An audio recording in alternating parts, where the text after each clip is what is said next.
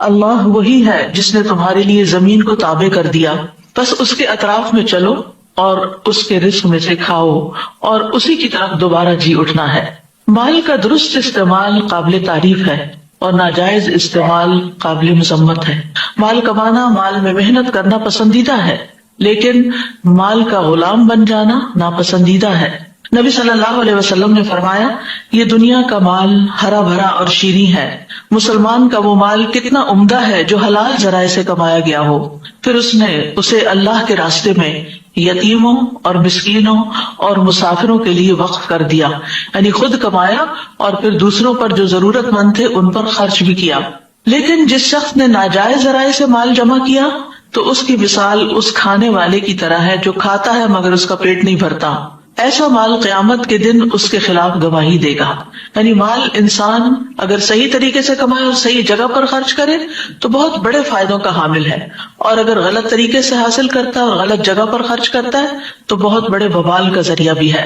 جہاں تک قرض کا تعلق ہے تو اللہ تعالیٰ نے قرض کے لین دین کو مباح قرار دیا ہے، یعنی جائز ہے، کیونکہ انسان کبھی مال کا محتاج ہوتا ہے، اسے اپنے لیے یا اپنے اہل و عیال کے لیے یا کاروبار کے لیے قرض کی ضرورت پیش آ جاتی ہے، تو اس لیے ہمارے دین نے اس چیز کو جائز قرار دیا کہ انسان ایک دوسرے سے قرض کا لین دین کر سکے، اور خصوصاً قرض لینے کی اجازت دے دی، لیکن اس کے ساتھ ساتھ اس کے شرائط اور اس کے آداب بھی متعین کیے کہ قرض دینے والے اور قرض لینے والے کو دینی اور دنیاوی خطرات سے محفوظ رکھا جا سکے۔ قرآن مجید میں قرض کے احکام کے بارے میں تفصیلی ہدایات سورۃ البقرہ کی آیت نمبر 282 میں آتی ہیں، جو ایک طویل آیت ہے۔ اس میں اللہ تعالیٰ نے تمام احکامات واضح کر دیے ہیں کہ اس سلسلے میں کیا کرنا چاہیے اور کیا نہیں کرنا چاہیے۔ یا ایھا الذین آمنوا اذا تداینتم بدین الی اجل مسمى فاکتبوہ، اے لوگو جو ایمان لائے ہو، جب تم ایک مقرر وقت تک کے لیے آپس میں قرض کا لین دین کرو تو اسے لکھ لیا کرو۔ تو یہ پہلی ہدایت ہے، اور اس کے بعد اور بھی دیگر ہدایات ہیں جو قرض کے لین دین کرنے والے قرآن مجید کی اس آیت سے پڑھ کر سمجھ سکتے ہیں۔ جہاں تک قرض دینے کی بات ہے، یعنی قرض دینا، ایک ہے قرض لینا اور ایک ہے قرض دینا، تو اللہ سبحانہ وتعالیٰ ہر رات، تہائی رات کو قرض دینے کے لیے پکارتا ہے۔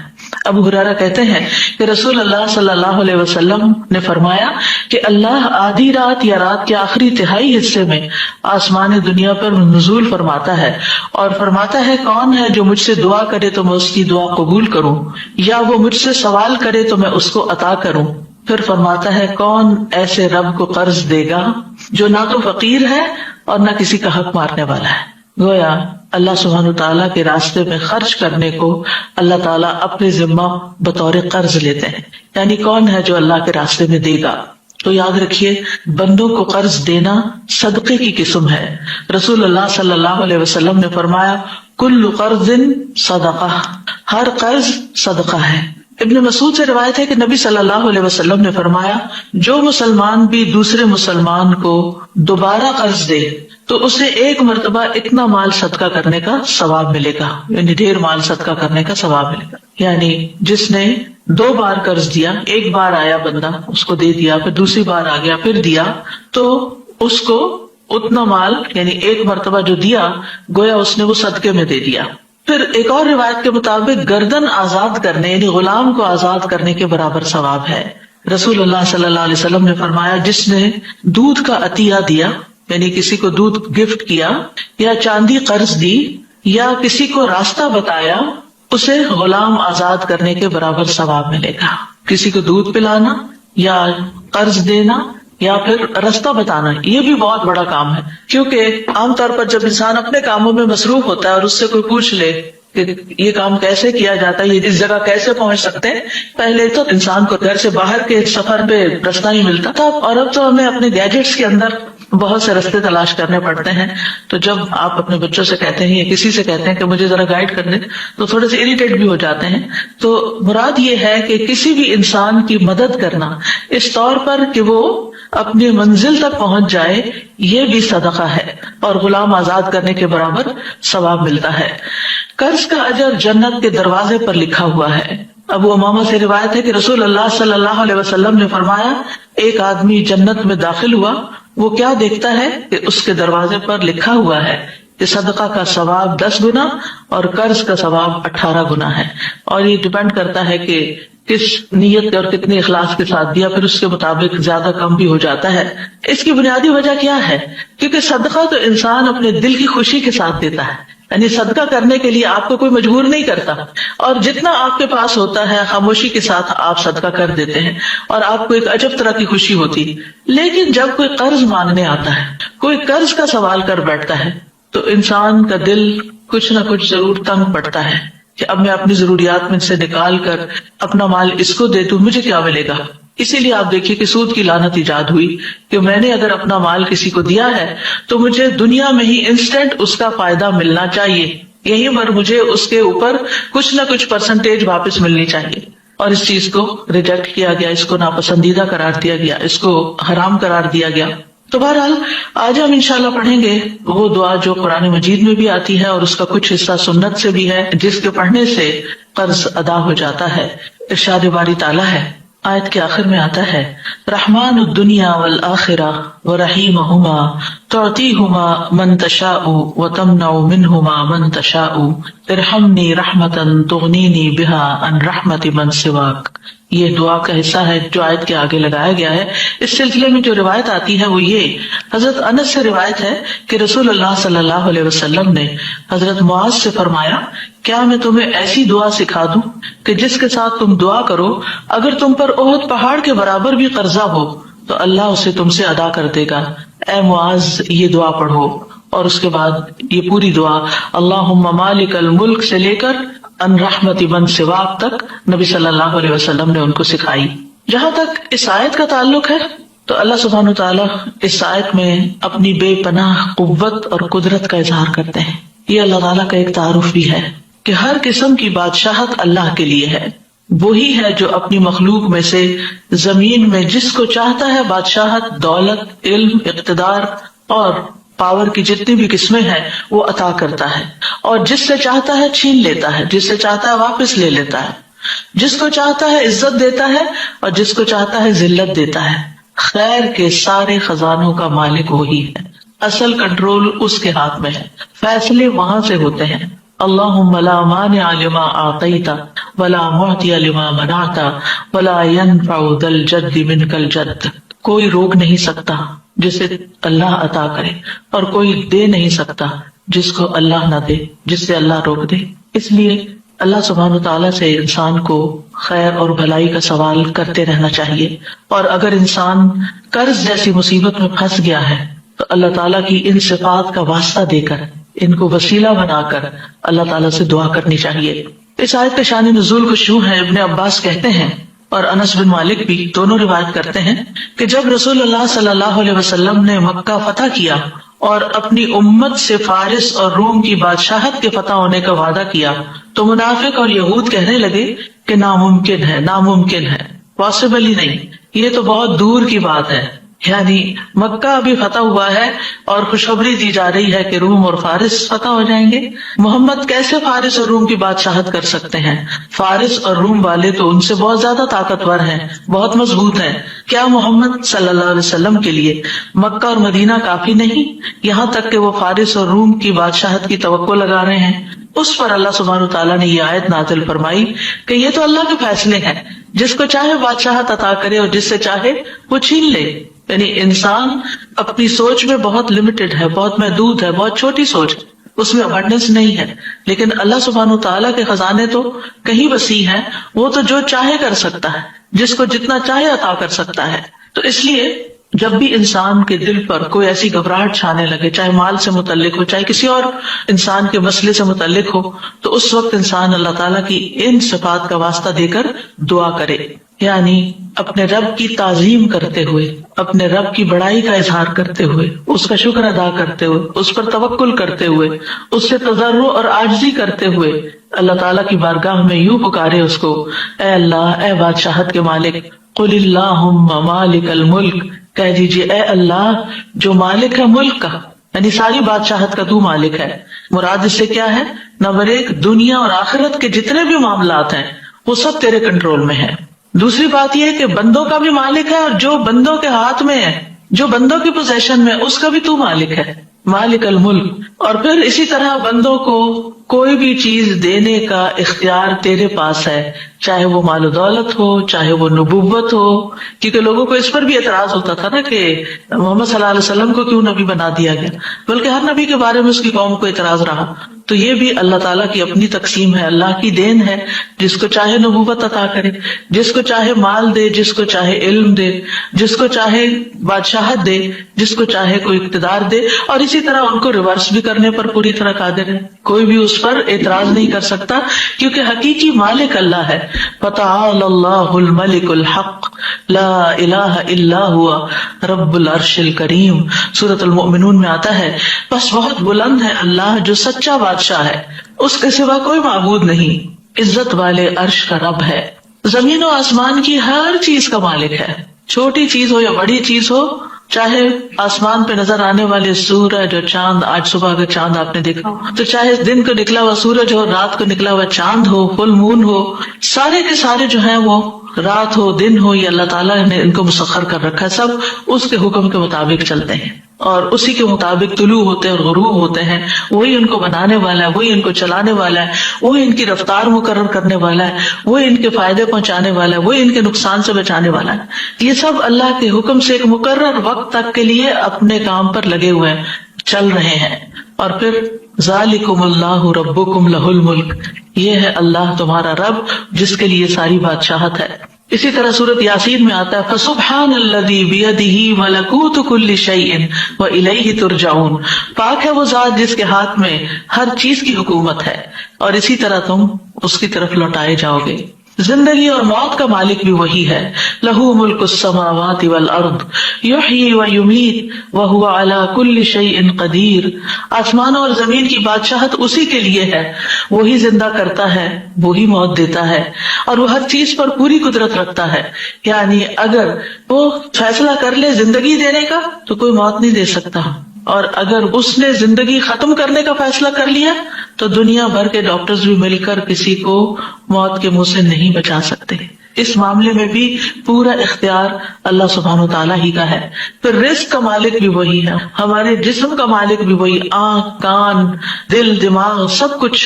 اللہ تعالیٰ فرماتے ہیں قل من یرزقکم من السماء والارض، ان سے پوچھئے کون ان کو رزق دیتا ہے آسمانوں اور زمین سے. ام من یملک السمع والابصار، کون ہے جو سمع اور بصر کا مالک ہے، وہی مالک ہے. وَمَن يُخْرِجُ الْحَيَّ مِنَ الْمَيِّتِ وَيُخْرِجُ الْمَيِّتَ مِنَ الْحَيِّ وَمَن يُدَبِّرُ الْأَمْرَ فَسَيَقُولُونَ اللَّهُ فَقُلْ أَفَلَا تَتَّقُونَ، کون ہے جو زندہ کو مردہ سے اور مردہ کو زندہ سے نکالتا ہے، کون ہے جو تدبیر کرتا ہے سارے معاملات کی. وہ ضرور کہیں گے کہ اللہ. تو کہہ دیجئے کیا پھر تم ڈرتے نہیں ہو؟ یعنی جس رب کے اختیار میں یہ ساری چیزیں ہیں، ذرے سے لے کے پوری کائنات تک، عرش تک، ہر چیز کا مالک وہ ہے، تو پھر کیا فرض بنتا ہے کہ اس کی طرف رجوع کیا جائے، اس سے مانگا جائے اور اس کی عظمت کا احساس دل میں رکھا جائے، اسی کو سب سے بڑا سمجھا جائے. کیونکہ مشکل یہ ہے کہ ہم دنیا میں کسی کے پاس کچھ تھوڑا سا مال یا اختیار یا اقتدار یا کوئی اسکل یا ہنر یا علم، کوئی ڈگری، کوئی عہدہ دیکھ لیتے ہیں تو ہم اس سے توقعات لگا بیٹھتے ہیں کہ یہ ہمارے کام کر دے گا، جبکہ اصل اختیار کا مالک تو اللہ ہے. اس لیے ہر معاملے میں اس کو پکارے.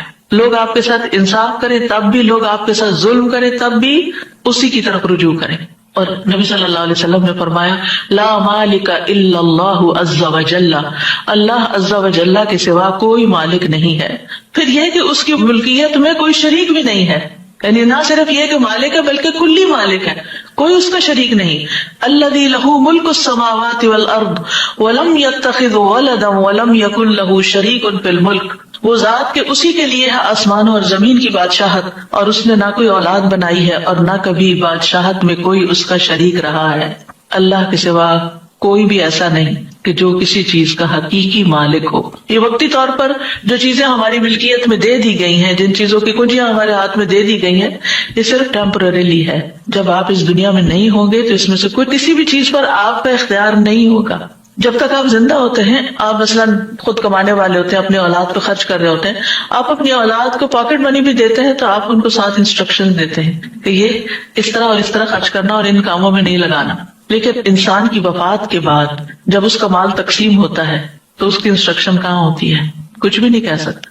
پھر اولاد چاہے تو صدقہ کر دے، اولاد چاہے تو کسی غلط کام میں لگا دے، کچھ بھی کرے، پھر آپ کا تو کوئی اختیار نہیں.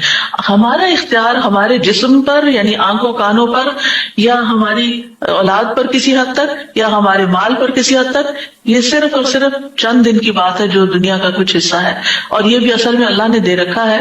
اور اس میں بھی ہم پوری طرح کلی طور پر مالک نہیں ہوتے، یعنی اس میں بھی صرف اتنے کے مالک ہے جتنا اللہ کا اذن ہوتا ہے. باقی چیزیں ہوتے ہوئے بھی، بہت کچھ کرنا چاہتے ہوئے بھی ہم کر نہیں پاتے کیونکہ اللہ کا اذن نہیں ہوتا. اور قرآن مجید میں بار بار اس بات کی تردید کی گئی ہے کہ غیر اللہ کسی چیز کے مالک نہیں ہے. لا یملکون لکم رزقا، وہ تمہارے رزق کے مالک نہیں. لا یملکون مثقال ذرۃ فی السماوات ولا فی الارض، وہ آسمان و زمین میں ذرے کے برابر بھی کسی چیز کے مالک نہیں. اب یہ ہے کہ اللہ سبحانہ و تعالیٰ کے مالک ہونے کا تقاضا کیا ہے کہ ہم اس کو مالک سمجھیں، اس کی طرف رجوع کریں، اس سے دعا کریں، اپنی محتاجی اور فقر کا اظہار اس کے سامنے کریں. نبی صلی اللہ علیہ وسلم نے فرمایا جب رات کا ایک تہائی حصہ گزر جاتا ہے تو اللہ تعالیٰ آسمانی دنیا پہ نزول فرماتے ہیں اور اعلان کرتے ہیں میں ہوں بادشاہ، میں ہوں بادشاہ، کون ہے جو مجھ سے دعا کرے کہ اسے قبول کر لوں، کون ہے جو مجھ سے سوال کرے کہ میں اس کو عطا کر دوں، کون ہے جو مجھ سے بخشش طلب کرے تو میں اسے بخش دوں. اور یہ اعلان مسلسل طلوع فجر تک ہوتا رہتا ہے، یعنی جب تک فجر کی اذان نہیں ہو جاتی یہ اعلان ہوتا رہتا ہے. اب یہ ہم پر ہے کہ ہم کتنا مانگتے ہیں. اور آج کل کتنا اچھا موقع ہے، ہر کوئی سحری کے لیے اٹھتا ہے، تو اس وقت یہ دعائیں تو کم از کم کر لیں. کوئی حاجت ہے تو مانگ لیں، کون ہے جو مجھ سے سوال کرے تو میں اسے عطا کر دوں، کیا چاہیے مانگو عطا کروں، کون ہے جو مجھ سے بخشش مانگے تو میں اسے بخش دوں.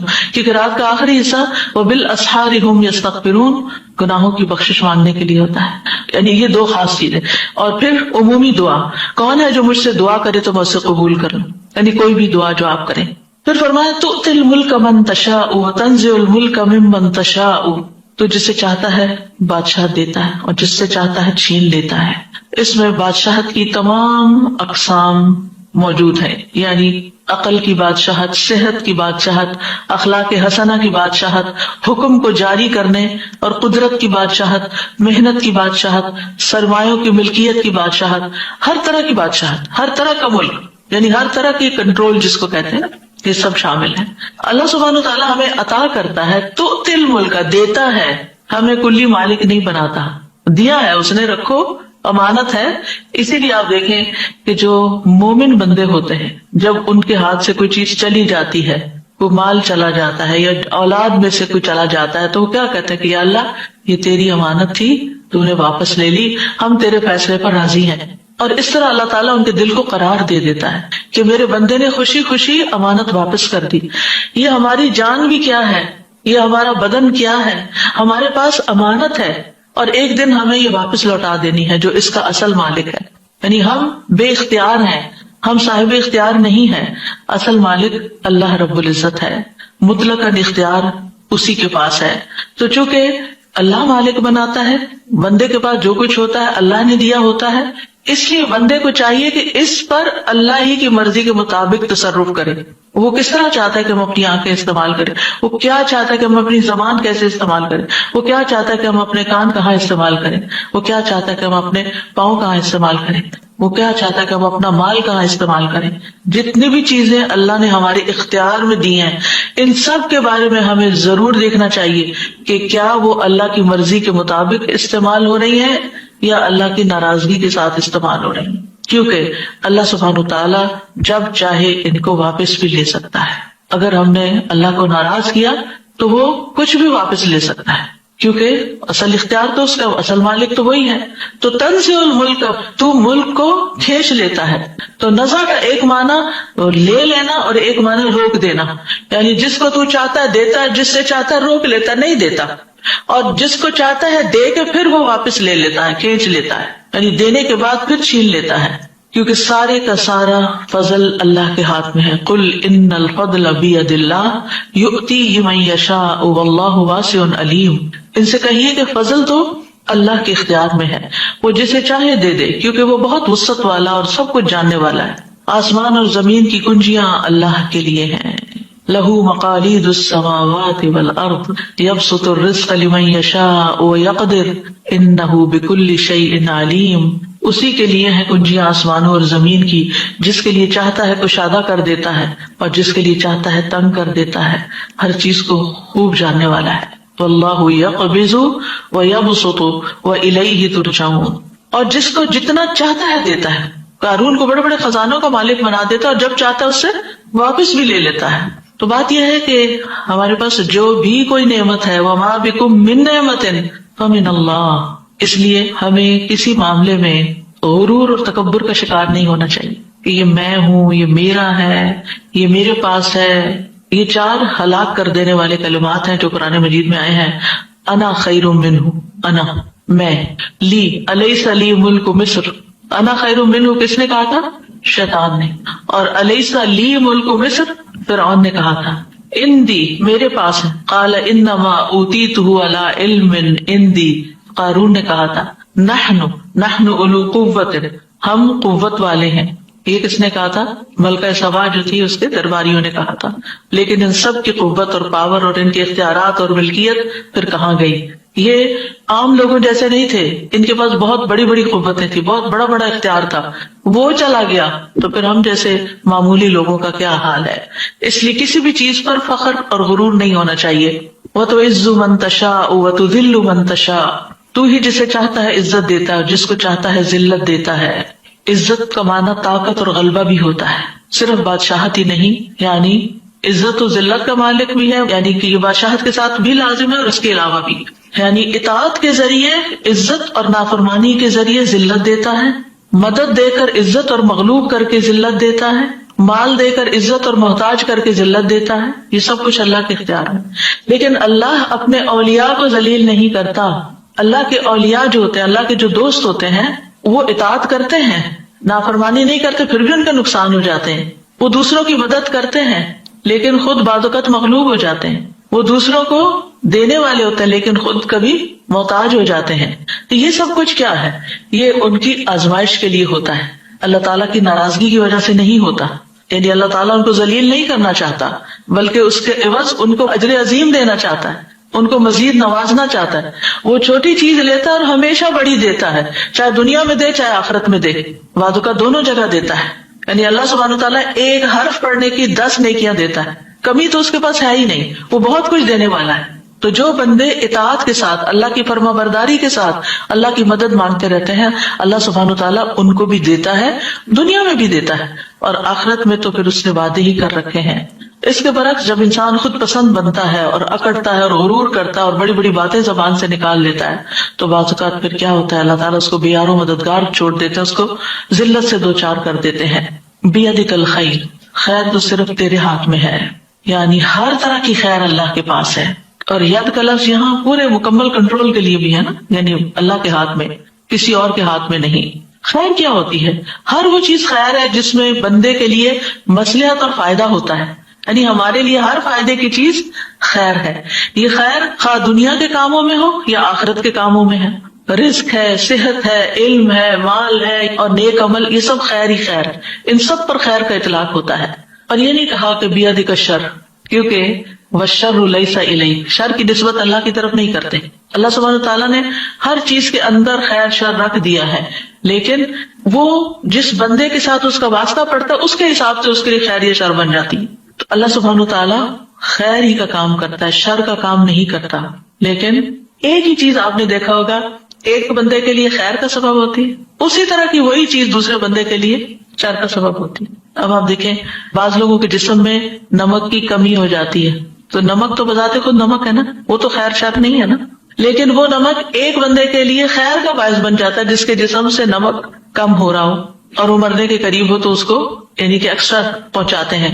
एक बंदा जो ब्लड प्रेशर का मरीज है, उसके लिए नमक जिंदगी खत्म करने का जरिया। अब नमक तो नमक है, तो अल्लाह की एक नेमत है, एक को फायदा दे रहा है, एक को नुकसान दे रहा है, तो नमक में शर नहीं है, तो इसके इस्तेमाल करने वाले की निस्बत से उसके लिए फायदा या नुकसान है। इन्नका अला कुल्लि शैइन कदीर, बेशक तू हर चीज पर खूब कुदरत रखता है, हर चीज का मालिक तू है। तो फिर जब हर चीज पर कादिर वो है, तो हमें अपने मामलात अल्लाह के सुपुर्द कर देने चाहिए। اور پھر اس بات پر پورا یقین رکھنا چاہیے کہ سارے اختیارات، ہر قسم کی بھلائی اس کے ہاتھ میں ہے اور کمال قدرت کا مالک ہے. اس لیے اپنے قرضوں کی ادائیگی میں بھی، مالی مشکلات میں بھی اسی کی طرف رجوع کرنا چاہیے اور اس سے دعا کرنی چاہیے.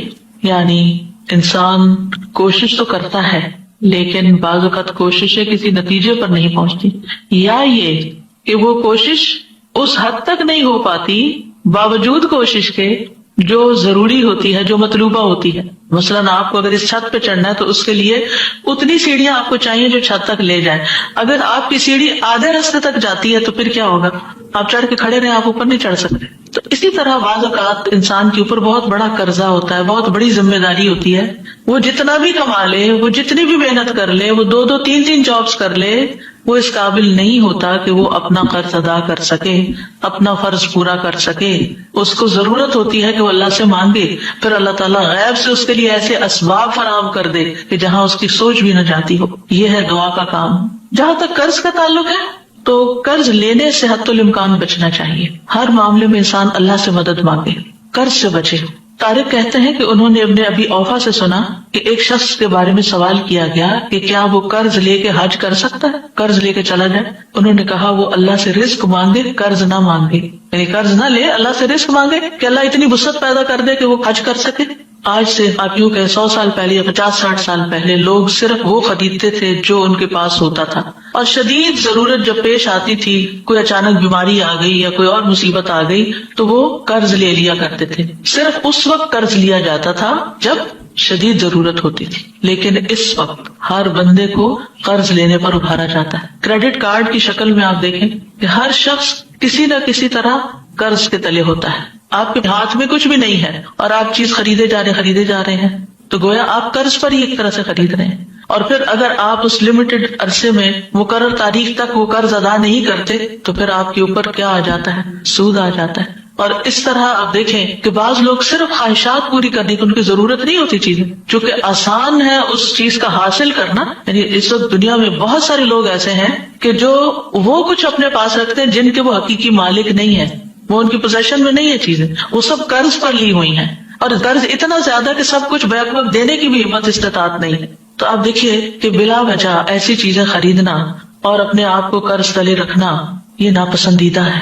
ابن ابی اوفا سے سوال کیا کہ ایک شخص حج کے لیے قرض لے سکتا ہے یا نہیں، تو انہوں نے کہا کہ نہیں. یعنی حج کس پر فرض ہے؟ جس کے پاس وسعت ہے. اس پر تو فرض ہی نہیں جس کے پاس وسعت نہیں. وہ قرض لے کر کیوں حج کرنا چاہتا ہے؟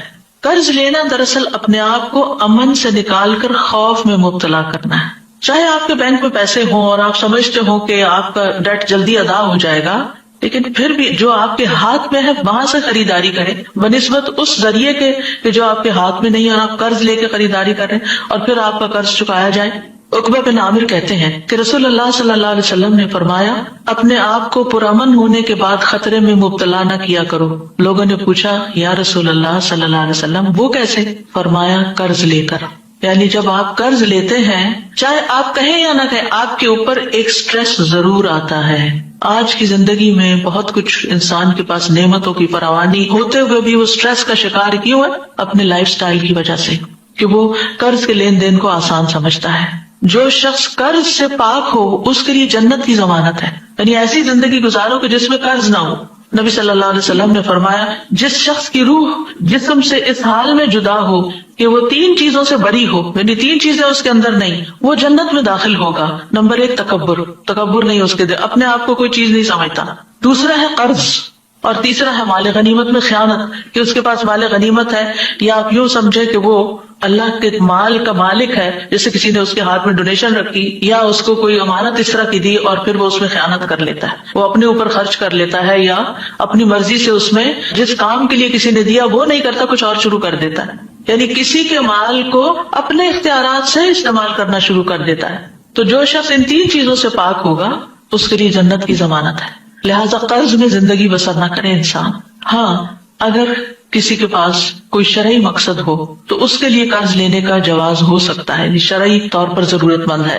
رسول اللہ صلی اللہ علیہ وسلم نے فرمایا اللہ قرض لینے والے کے ساتھ ہے یہاں تک کہ وہ اپنا قرضہ ادا کر دے، بشرطے کہ قرضہ ایسے مقصد کے لیے نہ ہو جو اللہ کو ناپسند ہے۔ راوی کہتے ہیں کہ عبداللہ بن جعفر اپنے خزانچی سے فرماتے تھے کہ جاؤ اور میرے لیے قرضہ لاؤ، اس لیے کہ مجھے ناپسند ہے کہ میں ایک رات بھی ایسی گزاروں مگر یہ کہ اللہ میرے ساتھ ہو۔ جب سے میں نے اللہ کے رسول صلی اللہ علیہ وسلم کی حدیث سنی، یعنی اگر کسی نے جائز مقصد کے لیے قرض لے رکھا ہے تو اللہ تعالیٰ اس کی مدد کرے گا، اس کا قرضہ بھی اترے گا اور اللہ اس کے ساتھ ہے۔ اور یہ کون شخص ہے؟ جو واقعی شدید ضرورت مند ہے، حقیقی معنوں میں ضرورت مند ہے۔ اس سلسلے میں ایک اور بات بھی یاد رکھیے کہ بعض اوقات آپ کو اپنی ذاتی ضرورت کے لیے قرض نہیں لینا ہوتا، لیکن آپ کے سامنے کوئی ایسا شخص آ جاتا ہے جو انتہائی شدید حاجت کا شکار ہے اور آپ خود کچھ نہیں کر سکتے، تو آپ کسی سے قرض لے کر اس کی مدد کر سکتے ہیں، کیونکہ اس کو کوئی قرضہ نہیں دے گا، لیکن آپ کی جو کہ ایک ریلائبلٹی ہے، ٹرسٹ ہے لوگوں کو آپ پر، تو آپ کو کوئی دے دے گا تو آپ لے کر اس کی ضرورت پوری کر دیں اور پھر آپ اپنا قرضہ ادا کرتے رہیں۔ بلال رضی اللہ عنہ سے مروی ہے کہ جب رسول اللہ صلی اللہ علیہ وسلم کے پاس کوئی انسان آتا، آپ اس کو ننگا دیکھتے، یعنی اس کے پاس پراپر ڈریس نہیں ہے، تو مجھے حکم کرتے، میں جاتا اور قرض لے کر اس کے لیے چادر خرید لاتا، اسے پہننے کے لیے دیتا اور اسے کھانا کھلاتا۔ یعنی یہ ایک جائز صورت ہے جس میں انسان ایسا کر سکتا ہے، لیکن وہ بھی ادائیگی کی نیت کے ساتھ۔ جہاں تک قرض کے آداب کا تعلق ہے تو قرض کے تمام لین دین میں مدتوں کی تحدید ضروری ہے کہ کتنے عرصے کے لیے قرض لیا جا رہا ہے، اوپن اینڈ نہیں ہونا چاہیے، 10 دن کے لیے دے دیں، 10 مہینے کے لیے دے دیں، 10 سال کے لیے دے دیں، تو ٹائم پیریڈ الی اجل مسمى۔ دوسری بات یہ کہ لیتے یا دیتے وقت اس کو لکھنا ضروری ہے۔ تیسری بات یہ کہ لکھنے والا عدل و انصاف کے ساتھ لکھے، کسی قرابت یا عداوت سے متاثر نہ ہو۔ چوتھی بات یہ کہ قرض دار جب لوگوں کے حقوق کاتب کو لکھوائے تو اللہ سے ڈرے اور اس میں کبھی بیشی نہ کرے۔ نمبر 5، خرید و فروخت اور لین دین میں گواہ مقرر کرنا بہتر ہے، نہ ہو تو کوئی بات نہیں۔ نمبر 6، گواہ 2 مرد یا 1 مرد اور 2 عورتیں ہوں گی۔ 2 عورتیں کیوں؟ تاکہ ان پر ذمہ داری کم آئے، بوجھ کم پڑے۔ نمبر 7، جب گواہ کی ضرورت پڑے تو اس کو انکار نہیں کرنا چاہیے، اسے حاضر ہو جانا چاہیے گواہی دینے کے لیے۔ قرض واپس مانگنے والے کو اجازت ہے کہ وہ سختی کر سکتا ہے، سختی سے واپس مانگ سکتا ہے۔ ایک شخص نبی صلی اللہ علیہ وسلم کے پاس اپنے قرض کا تقاضا کرنے کے لیے آیا اور سخت گفتگو کرنے لگا، یعنی اپنی گفتگو میں وہ ہارش ہو گیا۔ آپ کے صحابہ غصے میں اس کی طرف بڑھے کہ تم اللہ کے رسول صلی اللہ علیہ وسلم کے ساتھ یہ معاملہ کر رہے ہو، لیکن رسول اللہ صلی اللہ علیہ وسلم نے فرمایا کہ اسے چھوڑ دو، کیونکہ جس کا کسی پر حق ہو تو وہ بات کہنے کا بھی حق رکھتا ہے۔ پھر آپ نے فرمایا اس کے قرض والے جانور کی عمر کا 1 جانور اسے دے دو۔ صحابہ نے عرض کیا یا رسول اللہ صلی اللہ علیہ وسلم، اس سے زیادہ عمر کا جانور تو ہے لیکن اس عمر کا نہیں ہے جتنا اس کو دینا بنتا ہے۔ آپ نے فرمایا اسے وہی دے دو، کیونکہ سب سے اچھا آدمی وہ ہے جو دوسروں کا حق پوری طرح ادا کرتا ہو۔ لیکن اگر کسی کے پاس مال ہے اور وہ قرض لینے میں ٹال مٹول کر رہا ہے، جان بوجھ کے نہیں دے رہا کہ میں تھوڑا اور انجوائے کر لوں کسی اور کے مال سے، تو یہ انتہائی غلط ہے۔ رسول اللہ صلی اللہ علیہ وسلم نے فرمایا قرض ادا کرنے میں مالدار کی طرف سے ٹال مٹول کرنا ظلم ہے، اور اگر تم میں سے کسی کا قرض کسی مالدار کے حوالے کیا جائے تو اسے قبول کرے، یعنی قرض خواہ کو کہا جائے کسی دوسرے نے میرا قرض دینا ہے اس سے لے لو، تو وہ مان جائے اچھا ٹھیک ہے میں اس سے لے لیتا ہوں۔ قرض ادا کرنے کی قدرت ہونے کے باوجود اگر کوئی ٹال مٹول کرے تو سزا بھی دی جا سکتی ہے۔ رسول اللہ صلی اللہ علیہ وسلم نے فرمایا مالدار آدمی کا ٹال مٹول کرنا اس کی عزت کو حلال کر دیتا ہے، یعنی لوگ پھر اس پہ باتیں بنانے لگتے ہیں، اس کی سزا کو جائز کر دیتا ہے۔ ابن مبارک کہتے ہیں عزت حلال کرنے کا مطلب ہے کہ اس سے سخت کلامی کی جائے، اور سزا کا مطلب ہے کہ اس کو قید کر دیا جائے، یعنی اس پر کوئی عدالت کی طرف سے پھر پنشمنٹ دی جائے۔ قرض کو ہمیشہ اچھے طریقے سے ادا کرنا چاہیے۔ جابر بن عبداللہ کہتے ہیں میں نبی صلی اللہ علیہ وسلم کی خدمت میں حاضر ہوا، آپ اس وقت مسجد میں تشریف فرما تھے، آپ نے فرمایا پہلے 2 رکعت نماز پڑھ لو، اور میرا نبی صلی اللہ علیہ وسلم پر کچھ قرض تھا جسے آپ نے ادا کیا اور زیادہ دیا، یعنی جب آپ لوٹاتے تھے تو زیادہ دیتے تھے، کمی نہیں کرنی چاہیے۔ جس کا قرض دینا ہو اس کو ہدیہ نہیں دینا چاہیے، یعنی آپ اس کو گفٹ نہیں دے سکتے۔ مثلا آپ نے کسی سے قرضہ لیا، قرضہ لوٹانے کی بجائے آپ اس کو گفٹ دے رہے ہیں، یہ درست نہیں، یہ سود ہوگا۔ سعید بن ابی بردہ اپنے والد سے روایت کرتے ہیں کہ میں مدینہ آیا تو میں نے عبداللہ بن سلام رضی اللہ عنہ سے ملاقات کی، انہوں نے کہا آؤ میں تمہیں ستو اور کھجور کھلاؤں گا، اور تم ایک مکان میں داخل ہوگے جس میں رسول اللہ صلی اللہ علیہ وسلم بھی تشریف لے گئے تھے۔ پھر آپ نے فرمایا یعنی کہ رسول اللہ صلی اللہ علیہ وسلم نے فرمایا یعنی حدیث سنائی، تمہارا قیام ایک ایسے ملک میں ہے جہاں سودی معاملات بہت عام ہیں. اگر تمہارا کسی شخص پر کوئی حق ہو اور پھر وہ تمہیں ایک تن کے یا جو کے دانے یا گھاس کے برابر بھی ہدیہ دے، اسے قبول نہ کرنا کیونکہ یہ سود ہوگا. یعنی جس سے قرضہ لیا ہوا ہو اس کو گفٹ دینا سود بنتا ہے. اسی طرح ہمارا دین ہمیں یہ بھی سکھاتا ہے کہ کسی کے قرضے کی ذمہ داری لے لی جائے. کسی غریب نے قرضہ لیا، وہ نہیں ادا کر پا رہا تو اس کی طرف سے ادا کر دیا جائے. مقدام کندی سے مروی ہے، وہ کہتے ہیں کہ رسول اللہ صلی اللہ علیہ وسلم نے فرمایا، ہر مومن کے لیے اس کی اپنی ذات سے بھی زیادہ میں قریب ہوں. جو شخص قرض یا چھوٹی اولاد چھوڑ کر مر جائے وہ میرے ذمہ ہے. یعنی رسول اللہ صلی اللہ علیہ وسلم اس کی اولاد کی کفالت بھی کریں گے اور اس کا قرضہ بھی ادا کریں گے. اور جو شخص مال چھوڑ کر جائے وہ اس کے وارثوں کا ہے. اسی طرح زکوٰۃ کے مال سے قرض کی ادائیگی کی جا سکتی ہے. قرآن مجید میں آتا ہے، انما الصدقات للفقراء والمساکین والعاملین علیہا والمؤلفۃ قلوبہم وفی الرقاب والغارمین وفی سبیل اللہ وابن السبیل فریضۃ من اللہ واللہ علیم حکیم. صدقات تو صرف فقیروں اور مسکینوں کے لیے ہیں اور ان پر مقرر عاملوں کے لیے، ورکرز کے لیے، اور ان کے لیے جن کے دلوں میں الفت ڈالنی مقصود ہے، ایسے نان مسلم جن پہ آپ خرچ کریں تو وہ مسلمان ہو جائے. اور گردنیں چھڑانے میں یعنی غلاموں کو آزاد کرنے میں، اور قرض داروں کے قرض اتارنے میں، اور اللہ کے راستے میں فی سبیل اللہ نیکی کے کام جو، اور مسافر میں یعنی جس کے پاس اب سفر کی حالت میں کچھ نہ رہے، لٹ جائے. یہ اللہ کی طرف سے ایک فریضہ ہے اور اللہ سب کچھ جاننے والا کمال حکمت والا ہے.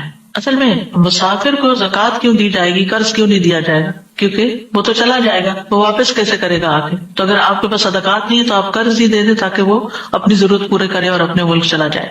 ابو سعید کہتے ہیں کہ رسول اللہ صلی اللہ علیہ وسلم نے فرمایا، کسی مالدار کے لیے صدقہ حلال نہیں، یعنی زکوٰۃ لینا حلال نہیں، سوائے 5 مواقع کے. نمبر 1، زکوٰۃ وصول کرنے والے کے لیے، کہ اگر وہ ایسی جگہ جاب کرتا ہے جیسے زکوٰۃ فاؤنڈیشن ہے یا کوئی اور، کہ جہاں زکوٰۃ کا لین دین ہوتا ہے، اکٹھی بھی کی جاتی ہے، ڈسٹریبیوٹ بھی کی جاتی ہے، اور وہ وہاں کام کرتا ہے، تو اس کی جو تنخواہ ہوگی وہ زکوٰۃ ہی کے مال میں سے ہوگی، وہ جائز ہے. نمبر 2، اپنے مال سے خریدنے والے کے لیے، یعنی زکوٰۃ کا مال کہیں بک رہا ہے تو آپ اس کو خرید لیتے ہیں اور اس کے بدلے میں پیسے دے دیتے ہیں. نمبر 3، مقروض کے لیے، یعنی جس پہ قرضہ ہے وہ زکوٰۃ لے کے قرضہ ادا کر سکتا ہے، بشرطے کہ جینوئن ریزن کے لیے، شدید ضرورت میں قرضہ لیا ہو. نمبر 4، جہاد فی سبیل اللہ میں. اور نمبر 5، ایک اس صورت میں کہ مسکین کو کسی نے کوئی چیز بھیجی ہو اور وہ اسے مالدار کی طرف ہدیے کے طور پر بھیج دے. یعنی غریب مسکین فقیر کو زکوٰۃ دی گئی، اس نے لے لی، رکھ لی، پھر اسے خیال آیا کہ اس کا کوئی بہن بھائی ہے، کوئی دوست ہے، اس کو میں نے گفٹ دینا ہے. اب یہ مسکین اس مال کا مالک بن چکا ہے، اب زکوٰۃ والی کنڈیشن ہٹ چکی ہے، اب یہ اس کی ملکیت میں آ گیا مال. اس مال میں سے وہ اپنے کسی بہن بھائی وغیرہ کو کوئی تحفہ دینا چاہے دے سکتا ہے. پھر یہ کہ قرض معاف کر دینا بھی ایک نیکی ہے. حضرت عائشہ کہتی ہے کہ رسول اللہ صلی اللہ علیہ وسلم نے دروازے پر 2 جھگڑا کرنے والوں کی آواز سنی جو بلند ہو گئی تھی. ایک آدمی دوسرے سے قرض میں کچھ کمی کرنے اور تقاضے میں کچھ نرمی برتنے کے لیے کہہ رہا تھا، اور دوسرا کہتا تھا کہ اللہ کی قسم میں یہ نہیں کروں گا.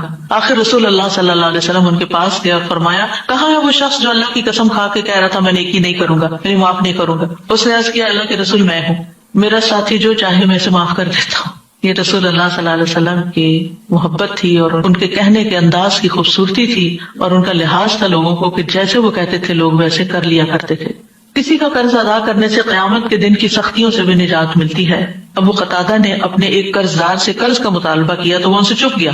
پھر وہ اس سے ملے تو اس نے کہا میں تنگ دست ہوں. ابو قتادہ نے کہا اللہ کی قسم. اس نے کہا اللہ کی قسم. ابو قتادہ نے کہا میں نے رسول اللہ صلی اللہ علیہ وسلم سے سنا، آپ فرماتے تھے جس کو یہ پسند ہو کہ اللہ اسے قیامت کے دن کی سختیوں سے نجات دے، اسے چاہیے کہ وہ مفلس کو مہلت دے یا اسے معاف کر دے، یعنی اس کا قرضہ معاف کر دے اگر واقعی وہ غریب ہے. لیکن بعض اوقات تو لوگوں کے پاس ہوتا بھی ہے اور ٹال مٹول کرتے ہیں، یہ ظلم ہے. ان کو نہ بھی آپ معاف کریں تو کوئی بات نہیں، لیکن جو حقیقی ضرورت مند ہے، مثلا کسی کی سیلری ہے وہ بہت محدود ہے اور اس نے کسی مشکل وقت قرضہ بھی لے لیا، اب سیلری سے تو مہینہ بھی نہیں گزرتا، وہ قرضے کے لیے کہاں سے رقم نکالے؟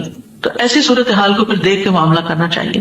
ایک شخص لوگوں کو قرض دیا کرتا تھا اور اپنے خادموں کو اس نے یہ کہہ رکھا تھا کہ جب تم کسی مفلس کو دیکھو جو میرا قرض دار ہو تو اس کو معاف کر دیا کرو، ممکن ہے اللہ ہمیں بھی معاف فرما دے. آپ نے فرمایا موت کے بعد جب وہ اللہ سے ملا تو اللہ نے اس کو بخش دیا، کیونکہ وہ لوگوں کے قرضے معاف کر دیا کرتے، یعنی جو نہیں دے سکتا نہ دے، جانے دو اس کو. خود سامنے بھی نہیں ہوتا تھا کہ کوئی شکریہ ادا کرے یا کوئی تعریف کرے. قرضہ معاف کرنے والے سے موت کے وقت فرشتے بھی درگزر کرتے ہیں.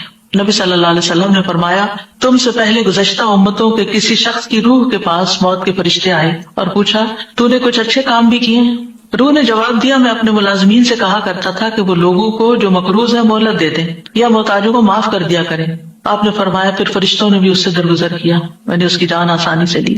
قرضہ معاف کرنے پر اللہ کے عرش کے سائے میں جگہ ملے گی.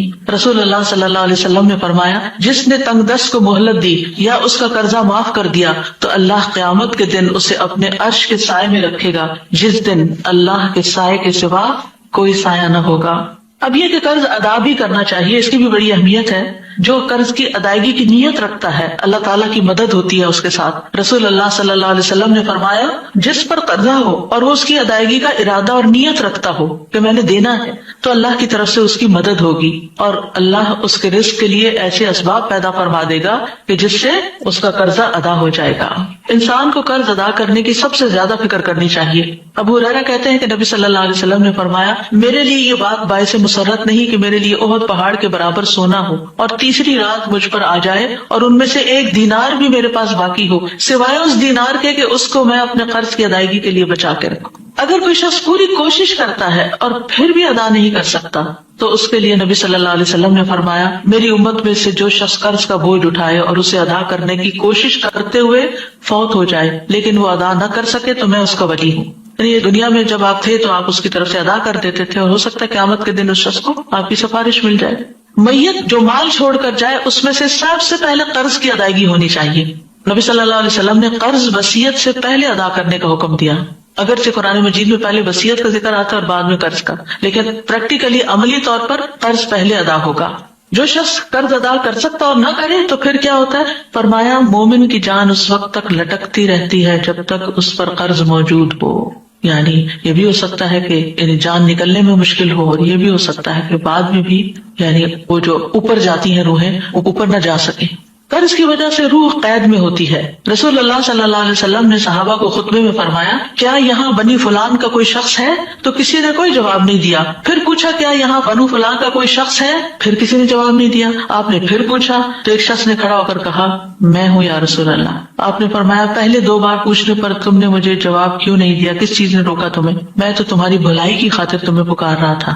تمہارا ساتھی اپنے قرض کے سبب قید میں ہے. سمرہ کہتے ہیں میں نے دیکھا کہ ایک شخص اٹھا اور اس نے قرض ادا کر دیا یہاں تک کہ کوئی اس سے اپنا قرضہ مانگنے والا نہ بچا. یعنی یہ جو بندہ آیا تھا اس کا قرضہ آپ ادا کرنا چاہتے تھے تو زندہ ہے تب بھی, یعنی وہ ایک طرح سے جکڑا ہوا ہے اور مر گیا ہے تب بھی. شہید سے بھی قرض معاف نہیں, یعنی شہید کی روح بھی معلق ہوتی ہے جب تک قرض نہ ادا کرتے. رسول اللہ صلی اللہ علیہ وسلم نے فرمایا شہید سے سوائے قرض کے سب گناہ بخش دیے جاتے ہیں. نبی صلی اللہ علیہ وسلم نے ایسے لوگوں کا جنازہ نہیں پڑھایا جن کے ذمہ قرض ہوتا. اگر ادا نہ کرنے کی نیت سے کوئی قرض لے تو اس کے بارے میں آپ نے فرمایا کہ جو کوئی لوگوں کا مال قرض کے طور پر ادا کرنے کی نیت سے لیتا تو اللہ اس کی طرف سے ادا کر دے گا, اور جو کوئی نہ دینے کے لیے لیتا ہے اللہ اس کو تباہ کر دے گا. رسول اللہ صلی اللہ علیہ وسلم نے فرمایا جو مرد بھی قرض لے اور اس کی نیت یہ ہو کہ قرضہ نہیں دے گا, ادا نہیں کرے گا, وہ اللہ سے چور بن کے ملے گا یعنی قیامت کے دن. اور جو شخص قرض ادا نہ کرے اور اس کے بغیر ہی فوت ہو جائے تو اس کے بارے میں رسول اللہ صلی اللہ علیہ وسلم ایک جگہ بیٹھے ہوئے تھے جہاں جنازے رکھے جاتے تھے. آپ نے اپنا سر آسمان کی طرف اٹھایا, پھر اپنی نگاہ کو نیچے کیا, پھر اپنا ہاتھ پیشانی پر رکھ کے فرمایا سبحان اللہ کیا سختی اتری ہے. فرماتے ہیں کہ ہم نے پہچان لیا اور ہم خاموش ہو گئے. جب دوسرا دن ہوا تو میں نے پوچھا کہ کیا سختی ہے جو نازل ہوئی ہے؟ آپ نے فرمایا قرض کے بارے میں. اس ذات کی قسم جس کے قبضے میں میری جان ہے, اگر کوئی شخص اللہ کے راستے میں شہید کر دیا گیا ہو, پھر وہ زندہ ہو جائے, پھر اسے مار ڈالا جائے, پھر زندہ ہو جائے, پھر قتل کیا جائے اور اس پر قرض ہو تو وہ جنت میں داخل نہ ہوگا حتیٰ کہ اس کا قرض ادا کر دیا جائے. یعنی قرض ایسی چیز ہے جسے لازماً ادا کرنا ہی چاہیے یا پھر معاف کروا لینا چاہیے. قرض ادا نہ کرنے والے کا قیامت کے دن نیکیوں سے قرض ادا ہوگا, یعنی چھوڑا نہیں جائے گا وہاں بھی. رسول اللہ صلی اللہ علیہ وسلم نے فرمایا جو آدمی مقروض ہو کر مرا تو یاد رکھے کہ وہاں درہم و دینار نہیں ہوں گے, وہاں تو نیکیوں اور برائیوں کا تبادلہ ہوگا. یعنی اگر نیکیاں کم پڑ گئی تو جس سے قرضہ لیا تھا اس کی برائیاں لینی پڑے گی سزا بھگتنے کے لیے. قرض کی ادائیگی میں اللہ سے مدد مانگنی چاہیے, ویسے تو ہر معاملے میں, لیکن خاص طور پر ایسے پریشان کن حالات میں اللہ تعالیٰ سے دعا کرنی چاہیے. اور اس میں ہم دیکھتے ہیں کہ عبداللہ بن زبیر کہتے ہیں کہ جنگ جمل کے موقع پر جب زبیر کھڑے ہوئے تو مجھے بلایا, میں ان کے پہلو میں جا کے کھڑا ہوا. انہوں نے کہا میرے بیٹے آج کی لڑائی میں ظالم مارا جائے گا یا مظلوم؟ میں سمجھتا ہوں کہ آج میں مظلوم قتل کر دیا جاؤں گا. اور مجھے سب سے بڑی فکر اپنے قرضوں کی ہے. کیا تمہیں بھی کچھ اندازہ ہے کہ قرض ادا کرنے کے بعد ہمارا کچھ مال بچ سکے گا؟